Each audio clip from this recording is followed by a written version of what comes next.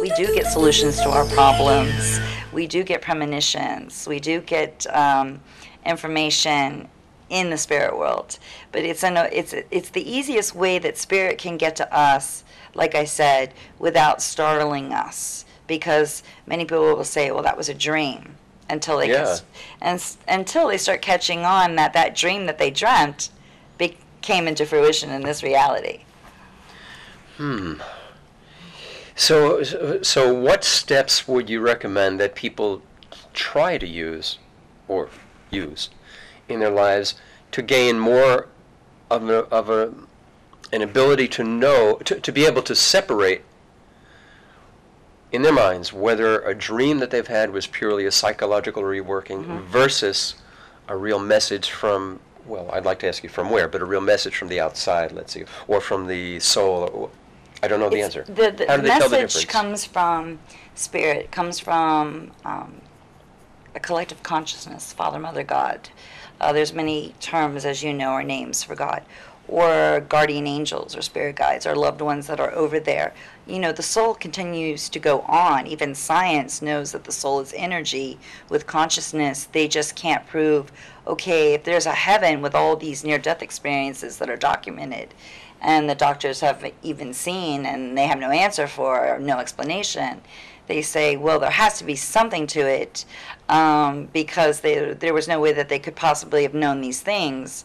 For example, someone's under the knife, right, and they're having surgery, and they're observing it, and they can hear the doctor's conversation, they know what's going on, and then they tell the doctors this, and the doctors are like, there's no possible way you could have known that, because you were under anesthesia, and, but couldn't it as well be that the doctors simply are wrong? Yes. About that? Yes. Well, about the anesthesia? No, when someone's under, they're under. The body is under, the conscious mind is asleep, and the soul sometimes will step out and sometimes observe or just go on while this procedure is being done. And then sometimes they will listen and pay attention.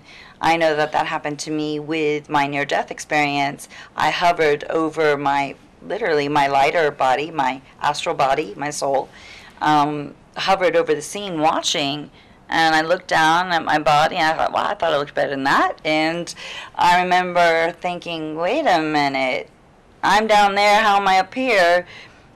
And then I looked at myself, and I realized that I looked exactly like I did, but a lighter version, kind of like a holographic image.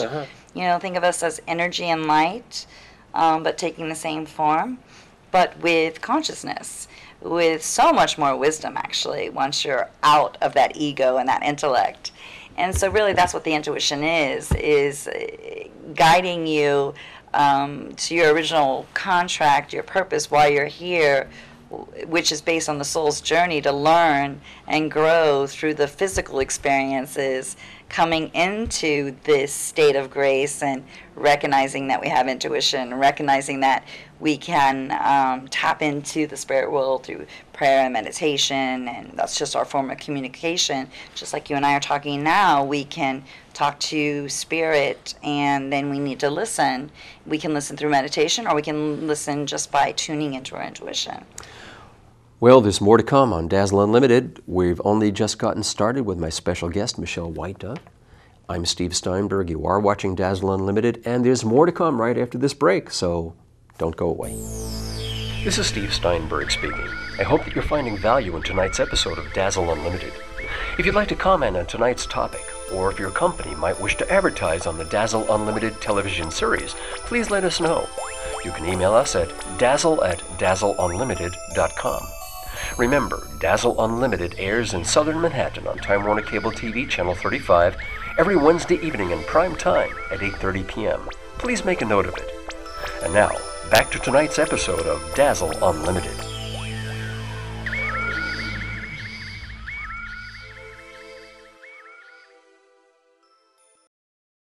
Welcome back. I'm Steve Steinberg. You are watching Dazzle Unlimited. And let's continue right now with the interview that I shot not too long ago with America's #1 psychic by a title, Michelle Whitedove. Here we go. Guardian angels are messengers and helpers of God that are assigned to us to help us to get through life more gracefully and as painlessly as possible, if we choose to utilize them. They do all they can, but we have to keep in mind that we have free will. God has given us that birthright, having the ability to make choices that lead to consequences, as I said, that can be positive or negative.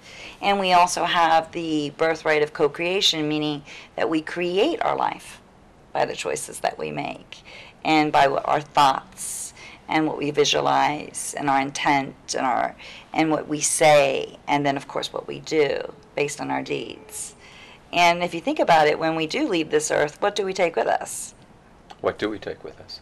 We take with us our deeds. We take with us what we have left behind. What joy did you give to the world? What pain? What lessons did you learn? What karma was complete? It's based on the soul's journey to learn. This is like a schoolhouse. Well, we're evolving, we're learning. Yes. That's what what it's all is. Sure. That's what it's about. And it's about evolving and learning, but also coming into the awareness that there is something greater that we're connected to.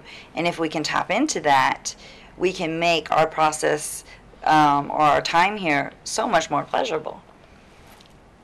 Brings me to my next question, and this is sort of a head 'em off at the pass kind of a question, in a way. It has to do with predictions. A lot of people, clearly where the U.S. is headed politically in the near future is open to question at the moment, but there are a lot of people who are saying it's already set in stone. Doesn't matter what you or I do, See? It's set in stone. It's not set in stone. I don't believe anything's set in stone because, see, the future always changes depending on where the people are right here at this moment. All we have right now is this moment, for all we know. Yeah. And it's important to live in the moment, not in the past, but be in the moment, be present, give 110%, and make the most out of every moment that you have. And when you do that, and you're present, and you're active, and you're being positive, that's a good way to start, and you're thinking positive about self and others, positive attracts positive. That's the law of attraction. Like attracts like. Light attracts light. You know, negativity attracts negativity.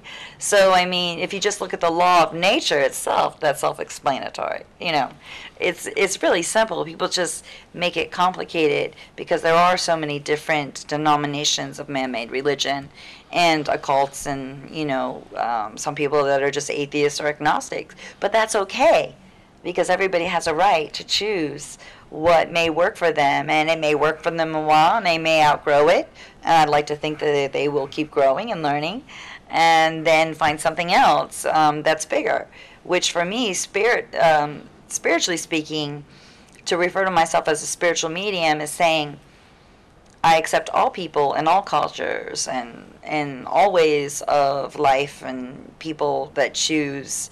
I believe people have a right to choose. If God doesn't judge us, who am I to judge? If God gives us free will, then we are here to, again, it's a learning experience. Think of it as you're going on a vacation. You can make it a pleasant vacation here on earth, or you can make it hell, really. You know, it's up to you. And also the people that you have around you, obviously, will have a great impact on you as well. Would you like to offer, at your choice, any particular direction or piece of advice for our viewers that they can use and utilize, especially those people who maybe are somewhat skeptic about all of this? How can they take something of value away from this? I think really by just being open-minded. Because when we continue to stay open-minded, that means that we're open to new ideas or open to learn different things, and we don't make the assumption or to be so pompous to say, oh, I know everything. I always say it's those that say they know everything that know nothing, because they stop growing and learning, and then what happens? You die slowly. Michelle, thank you so much. It's been a pleasure. Fascinating. Thank you so much. Thank you so much for having me. Great, great. I'm happy to do it. I'm pleased. All right, thank you. And we thank you too as well.